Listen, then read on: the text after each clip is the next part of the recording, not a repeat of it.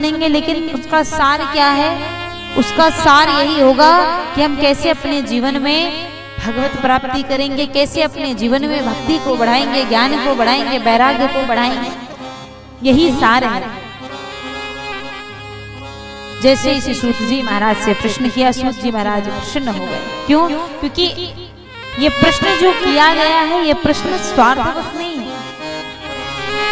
इस प्रश्न से जो भी उत्तर प्रकट होगा वो संपूर्ण संसार के प्राणियों के कल्याण के लिए, इसलिए प्रसन्न हो गए। और श्री सूत जी महाराज ने कहा कि मैं आपको श्रीमद् भागवत की पावन कथा को सुनाऊंगा। श्रीमद् भागवत कथा का श्रवण फल बहुत बड़ा है। सूत जी महाराज कह रहे हैं कि जिस समय श्री सुखदेव जी महाराज राजा परीक्षित को कथा सुनाने बैठे तो देवता जो है ना, वो अमृत का कुंभ लेकर के आ गए, अमृत का कलश लेकर के आ गए। क्यों? देवता लेकर के आ गए कि आप श्रीमद् भागवत की कथा राजा परीक्षित को इसलिए श्रवण करा रहे हैं क्योंकि राजा परीक्षित की 7वें दिन मृत्यु होने वाली है। इसलिए आप एक काम कीजिए गुरुदेव, आप इस अमृत को राजा परीक्षित को पान करा दीजिए, जिससे इनकी मृत्यु ही नहीं होगी। 7वें दिन तो छोड़िए, इनकी मृत्यु ही नहीं होगी। और ये जो कथा रूपी अमृत है, इसका पान आप हमें करा दीजिए। देवता अमृत का कलश लेकर के आया, लेकिन सूत जी महाराज कह रहे हैं कि अभक्त्याश विज्ञाय न ददौ सा कथामृतम्। उन्हें अभक्त जान करके श्री सुखदेव जी महाराज ने श्रीमद् भागवत कथा श्रवण नहीं कराई। तो श्रीमद् भागवत की कथा कैसी है? उस अमृत से भी ज्यादा वह मूल्य है, अमृत से भी वह मूल्य। श्रीमद् भागवती वार्ता सुराणामपि दुर्लभ। ऐसी श्रीमद् भागवत की कथा जो देवताओं को दुर्लभ है, हम जीवों के लिए, हम सर्वसाधारण जनों के लिए ये सुलभ हो गई है ना। आजकल तो कथाएं जगह जगह पे सुनने मिलती, इसलिए शायद उसका मूल्य भी कम होता जा रहा है। वो भाव जहां गोकर्ण जी ने कथा सुनाई तो भगवान का विमान आ गया, लेकिन कथा दिन रात भी सुन रहे हैं तो नहीं। क्यों? कारण चल रहा है वो भारी पाया। ऐसा दिव्य श्रीमद् भागवत की पावन कथा, जिसे कहा जाता है कोई साधारण पुस्तक नहीं है, कोई कहानी नहीं है, कोई किस्सा नहीं है। तेने अम्बांगमयी मूर्ति प्रतीक्षा वर्तते हरि, जो साक्षात भगवान श्री कृष्ण का ही स्वरूप है। ऐसी श्रीमद् भागवत महापुराण।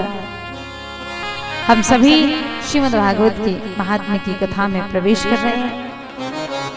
साक्षात भगवान श्री हरि का स्वरूप श्रीमद् भागवत महापुराण। लेकिन इस श्रीमद् भागवत महापुराण का प्रचार प्रसार कैसे हुआ? कैसे श्रीमद् भागवत की कथा पढ़ी?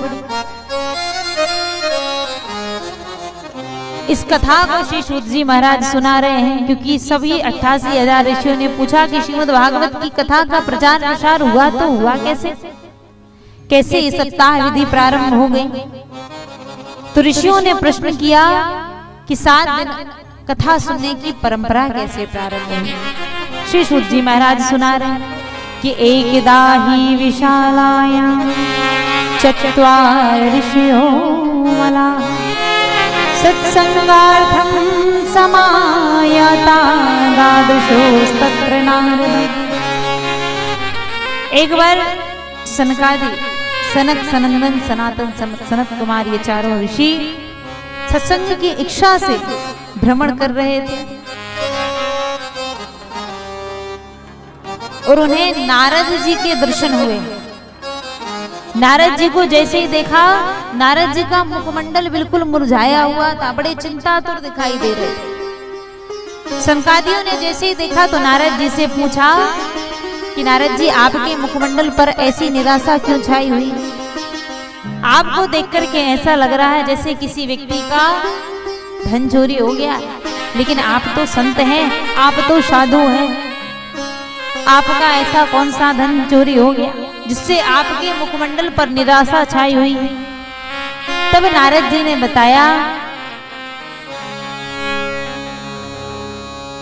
सनकादियों से कि हे ब्रह्मन, मैं पृथ्वी लोक को सर्वोत्तम लोक जानकर के भ्रमण के लिए गया। इस पृथ्वी लोक पर गया कि ये सर्वोत्तम लोक है। अहम तो पृथ्वीं ज्ञात्वा सर्वोत्तमा